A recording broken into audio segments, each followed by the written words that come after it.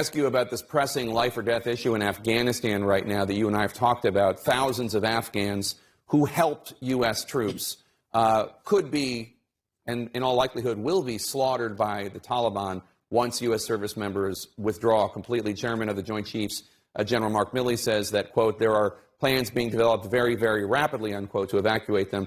The head of the nonprofit group No One Left Behind, who you and I both know, he says that these Afghans and their families should be immediately evacuated to Guam. And after they're safe in Guam, the U.S. can deal with their visas, et cetera. Do you support that idea?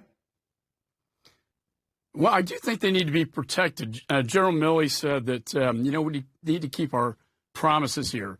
We have a moral responsibility and obligation to protect them. Who are these people? There are about 18,000 of them that have applied for special immigrant visas because they served with our special forces, with our troops in Afghanistan. The interpreters put their lives on the line. Our guys couldn't have done the job without them.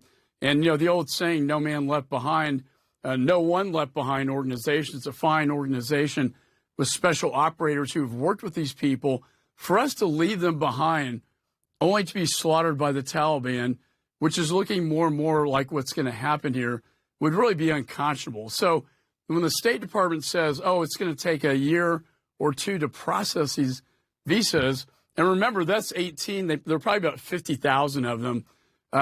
We can't leave them. As the military is talking about withdrawing in July, they're going to withdraw earlier than we anticipated, and that's when they're going to be in the bullseye and the target of the Taliban. Yeah. I think we could easily, and General Milley has said this, and General McKenzie, the CENTCOM commander, has said that they have plans, contingency plans underway to evacuate them. They have the capability to evacuate them out of the United States or Afghanistan. Where that is, that's really their choice to make. But I believe if they don't, because what you're seeing right now is a spring offensive by the Taliban, taking over northern and southern parts, taking over bases that have been abandoned.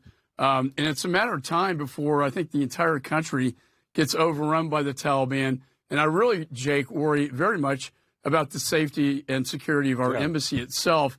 I don't want to see another Saigon go down like we saw in Vietnam. The same thing happened in Afghanistan. And lastly, the women left behind, we're already seeing what they're doing to them in the schools and how they're going to degrade women and little girls in Afghanistan. I think the decision the president made this decision, but I don't think they were really prepared for the aftermath and what is necessary, both from a human refugee standpoint and from a counterterrorism mission standpoint. Yeah.